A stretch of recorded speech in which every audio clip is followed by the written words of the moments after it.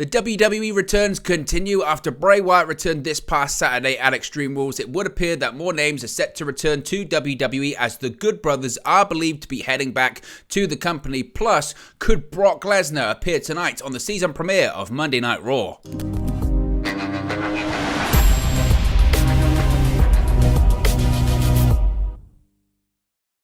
Hey guys, welcome back to Wrestle News 365. Hope everyone is doing very well. As always, there are plenty of news stories to get into in the world of WWE. Now, usually we do about 2 videos a day. Usually there's a WWE news video.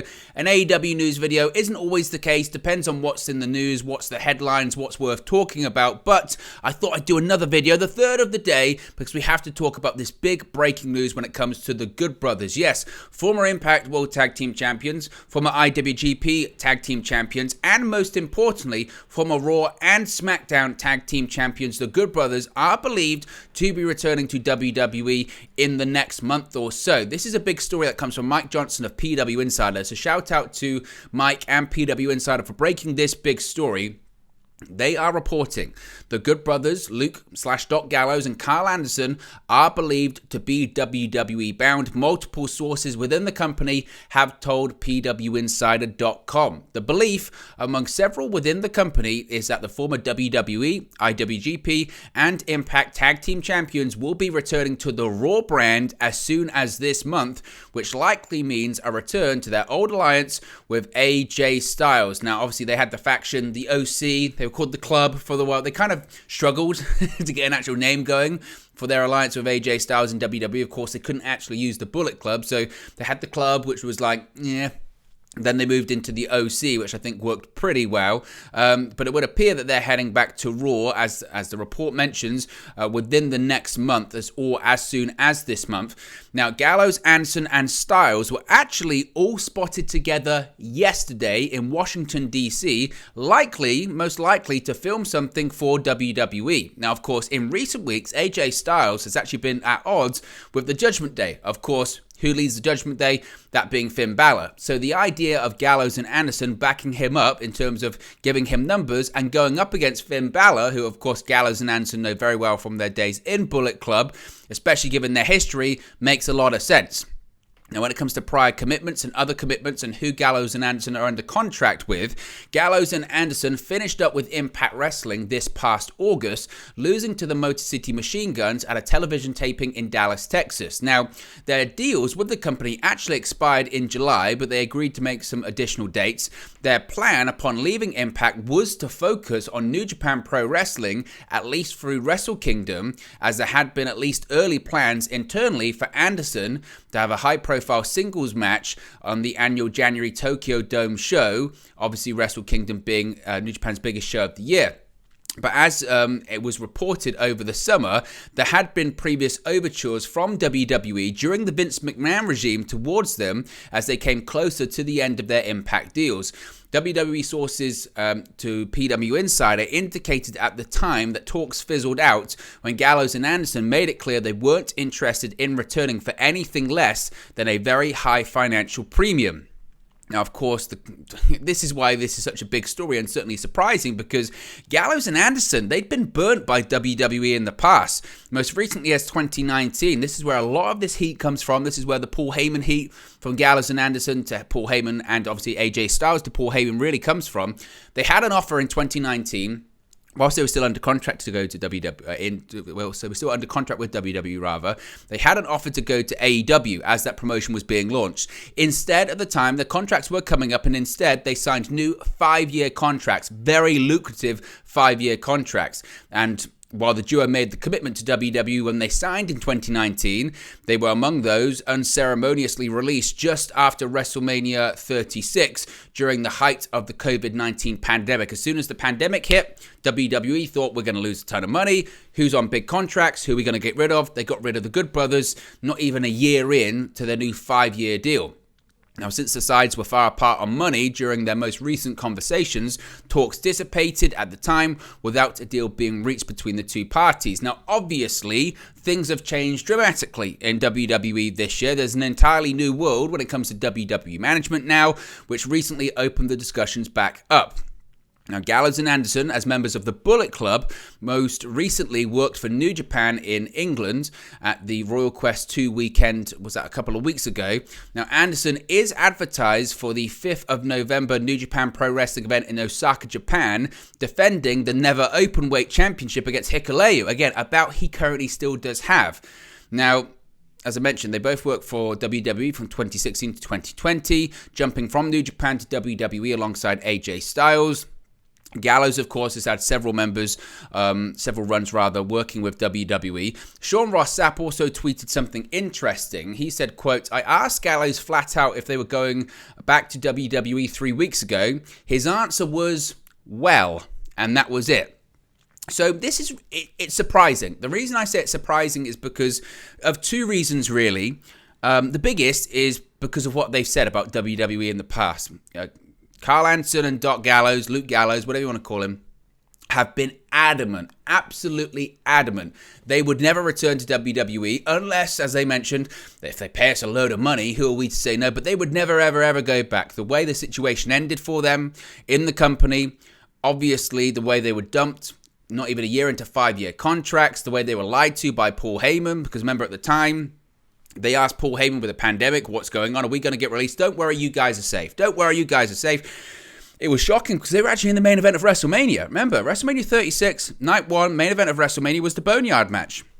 Undertaker versus AJ Styles. The Good Brothers, the OC, were involved heavily in that. They had spots with The Undertaker in his final match. Just weeks later, they're gone. They're out of a job. And from their point of view, they were distraught because they thought, well, during this time of financial turmoil and no one knows what's going on and so much confusion and uncertainty around the world, we thought we had these guaranteed contracts for 5 years, and we don't. Now, obviously it worked out for them. They still made really good money in Impact Wrestling. They had their Talking Shop podcast, they had Talking Shop Mania on Fight TV. They did just fine, but they also said working the schedule was horrible. Obviously as well, being away from the family was tough. Tag team wrestling in WWE doesn't mean anything. Vince McMahon doesn't care about tag team wrestling, and I think it was Gallows said, I didn't even want to go back to WWE. It was more of a Anderson and AJ Styles thing because they had never been there before. There were so many reasons they said, actually, you know what? It was the best thing for us in the long run. We didn't want to be there, etc., etc., etc. So for them to be going back is certainly surprising because they said they would never go back. But in fairness to them, I'm sure, one, they've got a good deal. That's one thing. But two, things are different. Things are different in WWE. They're not working with Vince McMahon anymore. And the only thing I would say is that they spoke about, when they spoke about the issues they had in terms of the decision to re-sign with WWE, and then obviously it didn't work out, they said that they were talking to Triple H, because Triple H was doing talent relations at the time. And they said a big thing that really influenced them when they were deciding, do we go to AEW or do we stay at WWE? They did this tour of Japan with WWE, and they teamed up with Triple H. I think they were in these 6-man tag team matches. Triple H and the Good Brothers versus whoever it may be, whoever the heels were at the time. But that's basically what WWE does when they go to Japan. They get people that had a high profile in Japan, and they put them in the shows, and they do well. And they teamed with Triple H, and Triple H was very laying it on thick. He said, we want to take care of you. We want to take care of you and your family for the next 5 years. You don't know where AEW is going to be. Who knows if AEW is going to be around in 5 years' time. The WWE is going to be around in 5 years' time. This is a really good deal. We're taking care of you, and we're taking care of your future. We're taking care of your family, because WWE is a family. So much of a family that they fired him less than a year later. So, in that essence, I'm surprised they're going back, because they did deal with Triple H during that period of time. Now, it wasn't Triple H's decision to release them. It was Vince McMahon's decision. He approved everything. And by all accounts, they blamed Paul Heyman as well, which I never really truly understood. I understood them being frustrated that Heyman clearly lied to him or didn't stand up for them when Vince McMahon said, I'm going to release the Good Brothers. Paul Heyman could have put his foot down. At the time, he was the executive director of Raw, and he could have said, no, I need these guys. These are instrumental to the product, but clearly Paul Heyman didn't, and that's the reason they have heat with him.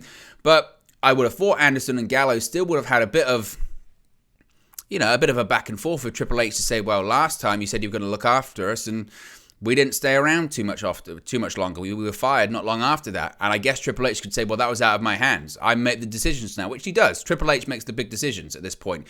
Yeah, he's not the co-CEO that Stephanie McMahon and Nick Khan are, but when it comes to the product, when it comes to television, it's Triple H's call. He's in charge.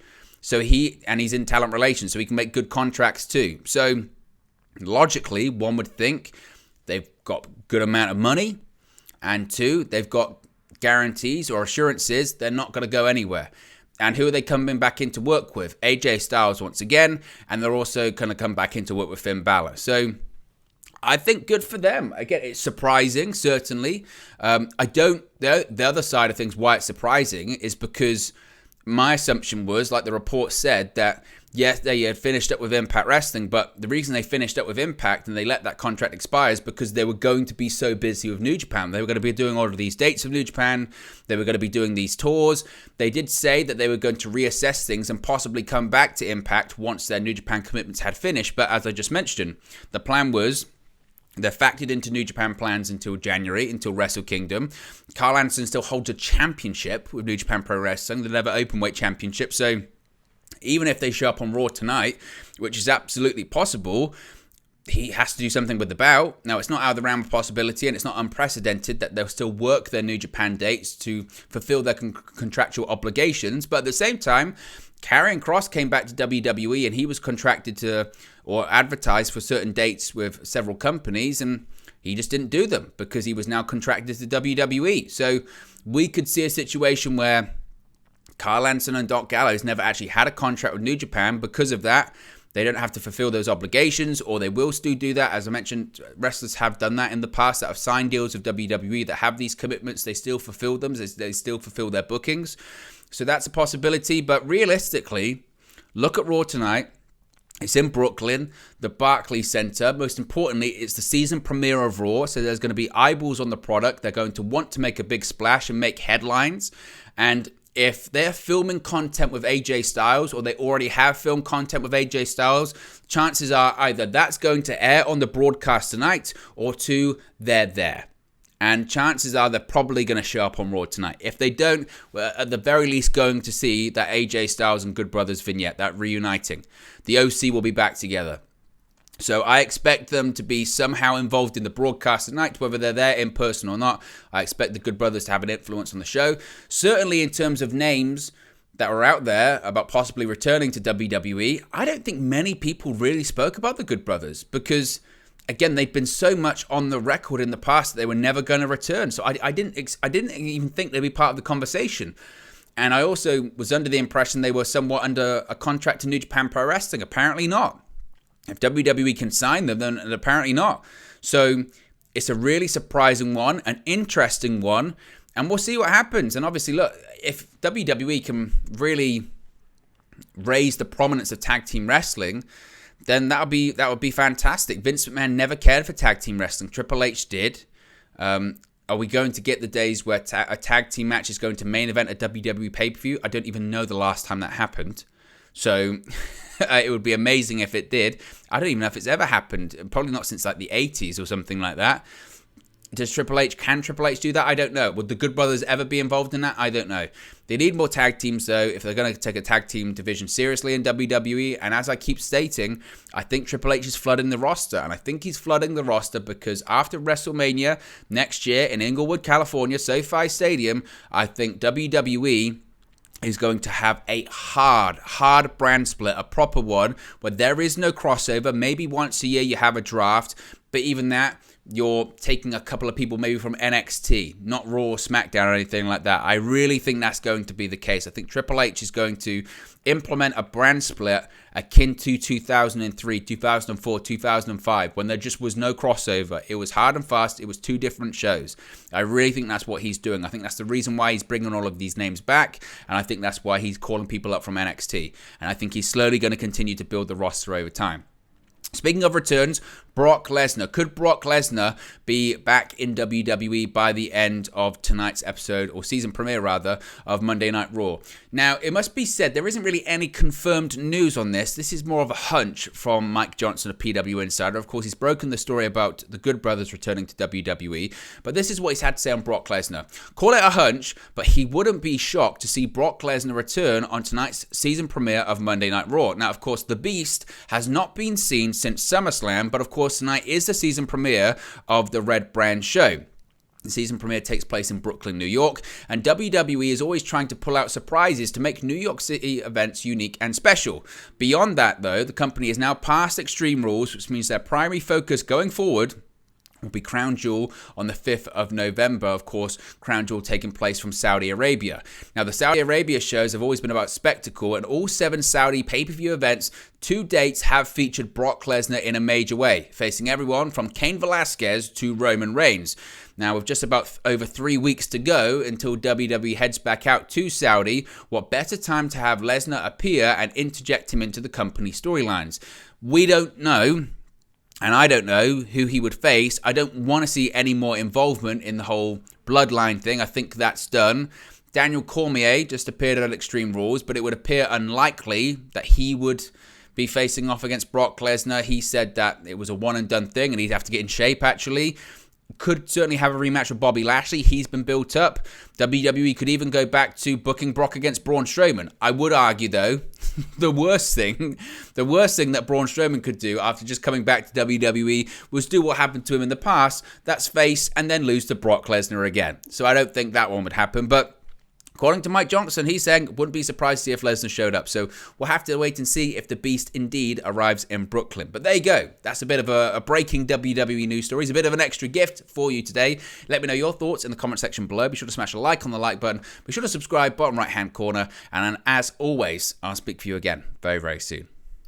Hey guys, thank you for watching, listening, streaming, or however you come across this video today. Be sure to click on the video on the right there to watch our next video, or click the bottom there to subscribe, or the bottom right hand corner. Thank you very much, and I'll speak to you again very soon.